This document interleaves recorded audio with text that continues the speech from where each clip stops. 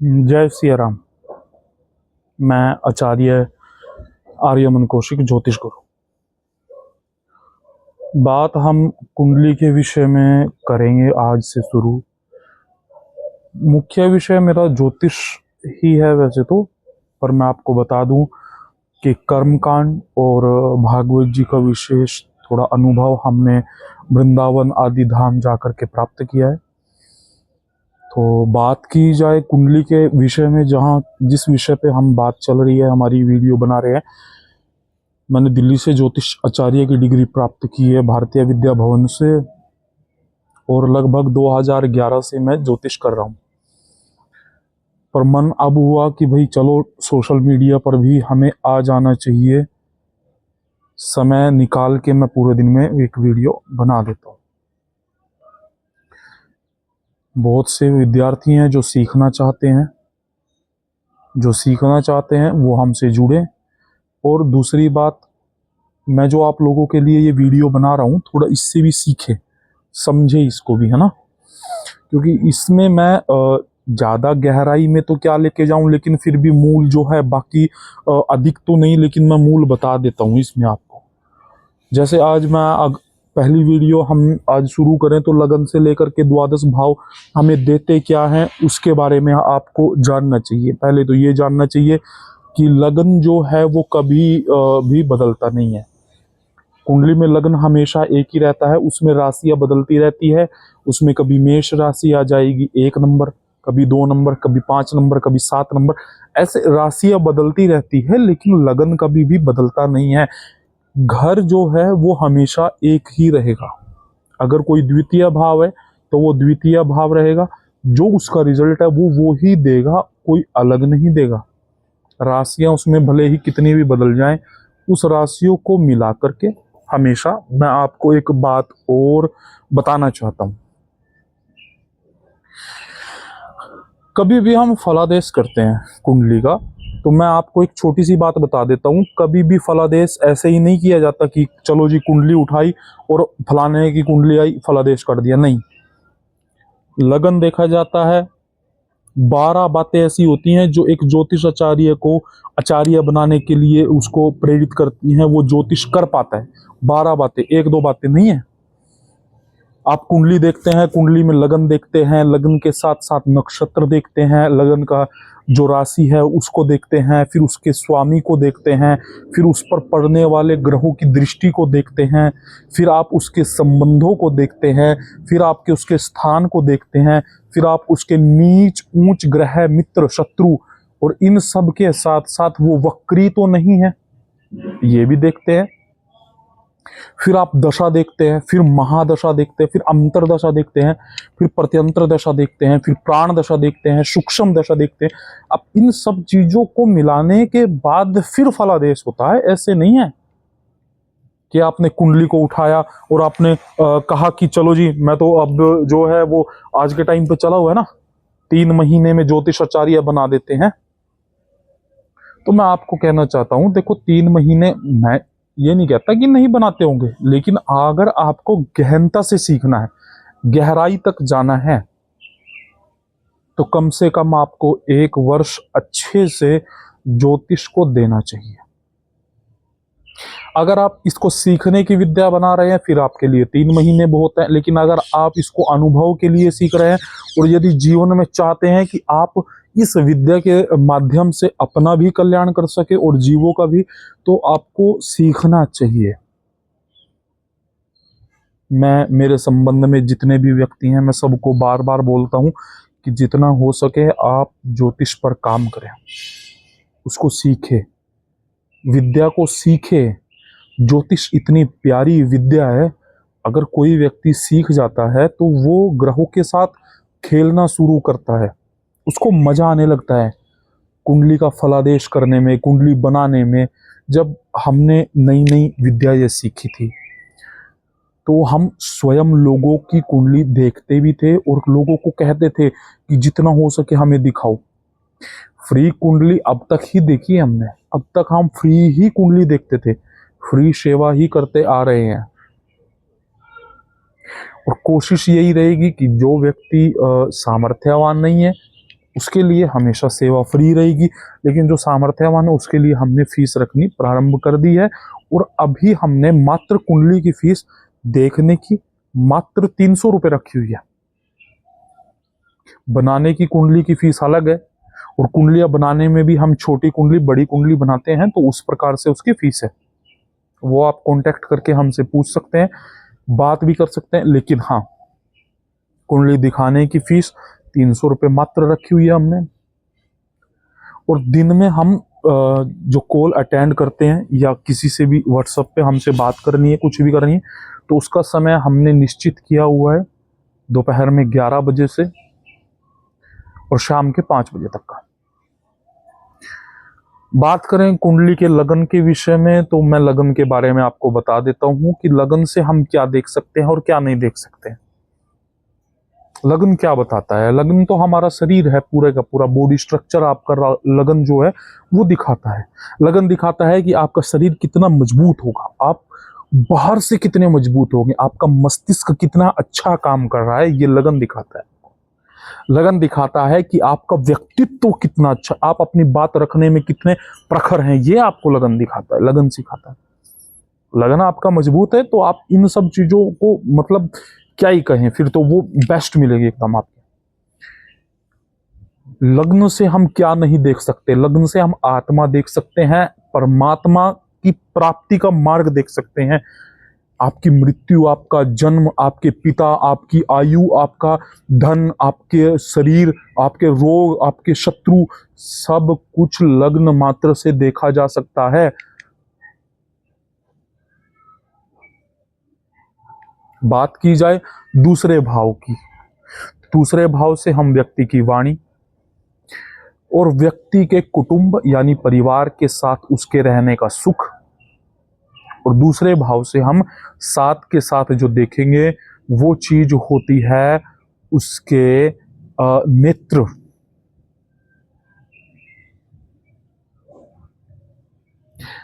और उसके सबसे बड़ी अच्छी बात, बहुत कम व्यक्तियों को इस बारे में पता होगा, और मैंने जितने भी ज्योतिष के व्यक्ति देखे हैं, बहुत कम व्यक्ति ऐसे मिलते हैं जो इस विषय में बता पाते हैं कि हम दूसरे भाव से बच्चे की विद्या भी देखते हैं। विद्या, विद्या स्थान कौन से होते हैं?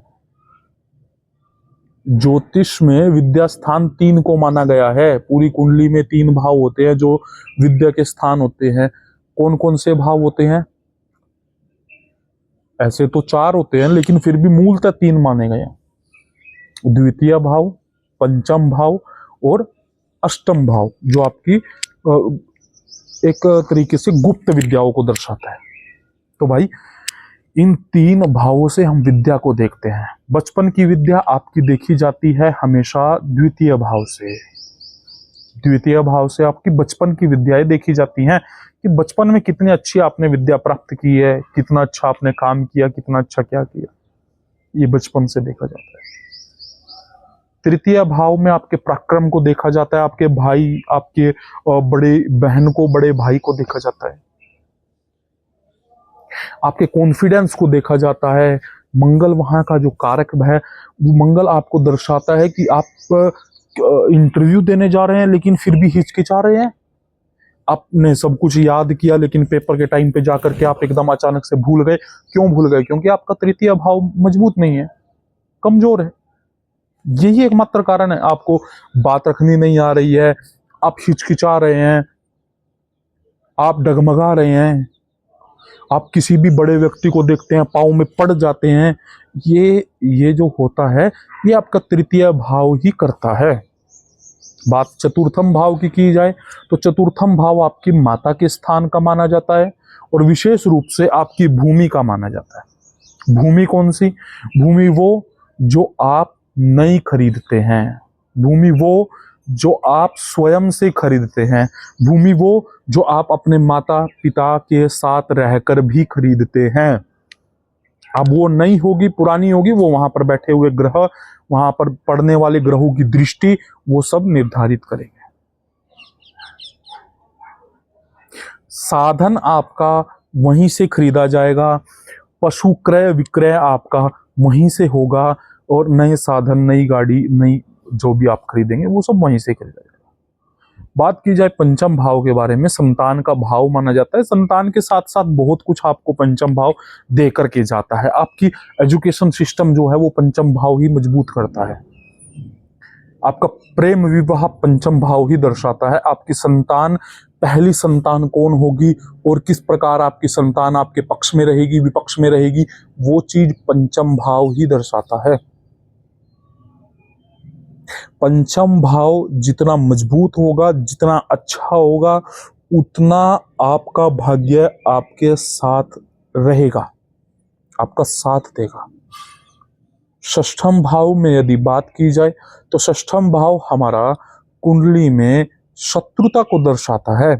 रोग, रिपु और ऋण, ये तीनों की तीनों चीजें षष्ठम भाव से देखे जाती है। जितना वहां पाप ग्रह बैठ जाएगा, पाप ग्रह एक्टिवेट हो जाएगा, आपका लग्न का स्वामी वहां चला गया, आपका कोई भी अच्छे भाव का स्वामी वहां चला गया, तो समझो उस भाव का फल जो है उसने दबा दिया।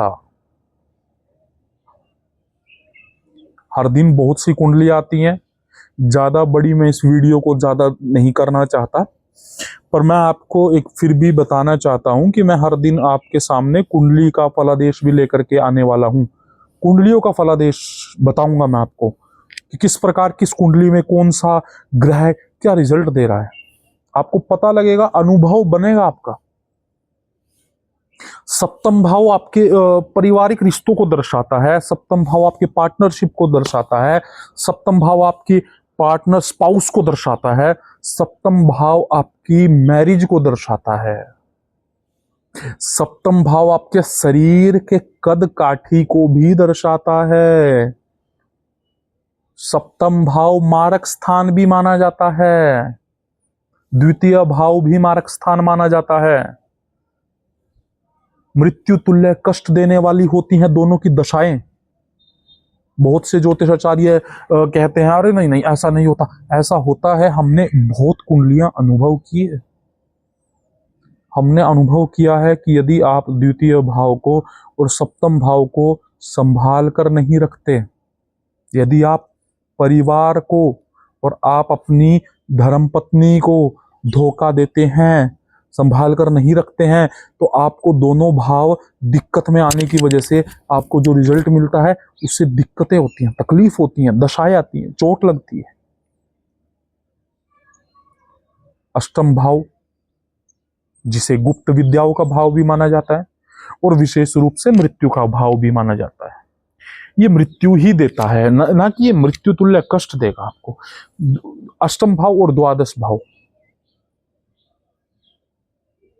अष्टम और द्वादश भाव जो है वो तो आपको मृत्यु ही देने वाले भाव माने गए हैं। वो मृत्यु देने के लिए ही बने हुए हैं। बहुत व्यक्ति होते हैं जो अपने जीवन में निराश होकर, हताश होकर सुसाइड करते हैं। कौन प्रेरित करता है? ये अष्टम भाव में बैठे हुए पाप ग्रह। द्वादश भाव में बैठे हुए पाप ग्रह आपको मजबूत करते हैं या मजबूर करते हैं, कहूंगा मैं, मजबूत तो नहीं कहूंगा, क्योंकि आप सुसाइड कर रहे हैं तो ये कोई मजबूती का कार्य तो नहीं है। मजबूर करते हैं एक्सीडेंट करवाने के लिए, आपको लेके चले जाएंगे गाड़ी के सामने, आप कूद जाएंगे, आपकी मृत्यु हो जाएगी। ये कौन कर रहा है? ये द्वादश भाव ही तो कर रहा है। वहां बैठा हुआ पाप ग्रह आपको इस प्रकार नचा रहा है और आप नाच रहे हैं क्योंकि आपको पता ही नहीं है जीवन में हो क्या रहा है। नवम भाव भाग्य स्थान, अच्छा भाव है, बहुत अच्छा भाव है, बलवान भाव, परंतु समस्या है इस भाव की वजह से बहुत से व्यक्ति जीवन में कर्म करने से हट जाते हैं।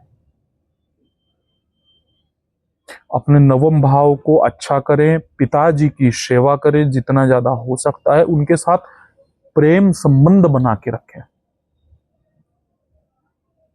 जिनके पिता सूर्य वाले हैं, क्रोधी स्वभाव के हैं, वो अपने पिता से अगर ज्यादा विचार ना मिले, ज्यादा तालमेल ना बने, तो पिता तुल्य जितने भी व्यक्ति मिले उन सब का मान सम्मान करें, प्रेम करें सबसे। मिष्ठान प्रसाद में जरूर पवाएं। सूर्य को मजबूत करें, पिता को मजबूत करें, भाग्य को मजबूत करें। आपका भाग्य आपके पक्ष में हो जाएगा। आपको पता लगेगा कि आपने क्या भाव और क्या ग्रह सवार के रखा है।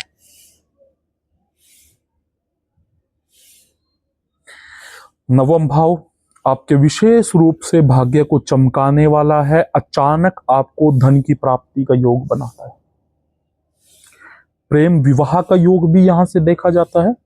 लव मैरिज, आप किस कास्ट में लव मैरिज करेंगे, ये भी इसी भाव से देखा जाए। और बात की जाए दसम भाव की, तो दसम भाव कर्म स्थान, आपकी नौकरी, आपका जॉब, आपकी पैसा, और अगर मैं आपको कहूं कि आपका बिजनेस भी इसी भाव से देखा जाता है कि आप किस बिजनेस में जाएंगे, कहाँ आपका पैसा इन्वेस्ट होगा, कहाँ आपका टाइम इन्वेस्ट होगा, वो चीज ये है। और मैं आपको एक बात अच्छे से बता दूं कि आप यदि इस भाव में बैठे हुए ग्रह के अनुकूल चलना शुरू कर देते हैं तो आप ऊपर जाना शुरू कर देते हैं। चमका दीजिए अपने भाग्य को अपने कर्म के माध्यम से। एकादश भाव क्या करता है? एकादश भाव के विषय में बात की जाए तो एकादश भाव आपके भाई और बहनों को दर्शाता है, लेकिन जो छोटे होते हैं, बड़े नहीं, बड़ों को तृतीय दर्शा रहा है, छोटे भाई और बहनों को हमारा एकादश भाव दर्शाता है। व्यय भाव भी कहते हैं, खर्च का भाव भी कहते हैं। खर्च कहाँ होगा, कहाँ नहीं होगा, किस प्रकार आप खर्च करेंगे, ये सब भी आप जो है वो एकादश भाव से जान सकेंगे। एकादश भाव से मेरे याद आया व्यय भाव से कि आपका अष्टम भाव जो है वो ससुराल पक्ष और षष्ठम भाव जो है वो मामा नाना के पक्ष का होता है। वो दर्शाता है आपके नाना और मामा के पक्ष से आपका संबंध कैसा रहेगा। साथ में बात की जाए द्वादश भाव के बारे में, तो द्वादश भाव आपका देखा जाता है तो वो देखा जाता है आपके आराम व्यवस्था के अनुसार, ऐशो आराम के लिए। वो देखा जाता है कि आप कितना ऐशो आराम कर रहे हैं, कितना आप जो है जीवन में यात्रा कर रहे हैं, विदेश यात्राएं आप कर रहे हैं, ये सब आपका द्वादश भाव से देखा जाता है। बहुत व्यक्ति डिप्रेशन में जाते हैं, वो चीज द्वादश भाव से देखी जाती है। तो द्वादश भाव हमें बहुत कुछ दर्शाता है। खुलकर हम बात करेंगे इन सब विषयों पे, पर मैं उस सब से पहले आप सबसे ये कहना चाहता हूं कि मैंने अब हम अपने इस पेज पे या चैनल पे, जहां भी कह सकते हैं आप, हमने YouTube पे भी, Facebook और Instagram तीनों पे वीडियो डालनी शुरू कर दी हैं। तो आप जो हैं वो हमसे जुड़िए, जानकारी को प्राप्त कीजिए। कुंडली दिखाने के लिए जो नंबर दिया गया है उस पर संपर्क कीजिए। और उसके बाद साथ के साथ एक बात और याद रखिए कि आप अपनी कुंडली ऐसे नहीं दिखा सकते कि आपने फोन किया और आपकी कुंडली दिख जाएगी। भैया, इसका भी थोड़ा सा तरीका है। आप जब कुंडली दिखाना चाहते हैं तो पहले आपको अपॉइंटमेंट लेनी होगी, और उसके लिए हमने नंबर दे रखा है। वहाँ व्हाट्सएप पे कॉल कीजिए या नॉर्मल कॉल कीजिए या व्हाट्सएप पे मैसेज छोड़िए, अपना नाम, अपनी डेट ऑफ बर्थ सब कुछ दर्ज कराइए। उसके बाद आपको टाइम दिया जाएगा, उसके बाद आप कॉल कीजिए। हमारे पास अभी जो है लगभग 1 हफ्ता या 2 हफ्ते की डिले चली हुई है, तो आपको डेट जो है वो 2 हफ्ते के बाद की ही दी जाएगी। तो इसीलिए जब भी आप कॉल करें तो या कभी भी मैसेज करें तो जल्दी ना करें। जय सिया राम, जय श्रीमन नारायण। आप स्वस्थ रहें, आप मस्त रहें, हमेशा भगवान जी की दया दृष्टि आप सब पर बनी रहे। इसी के साथ हम इस वीडियो को विराम करते हैं। जय सिया राम।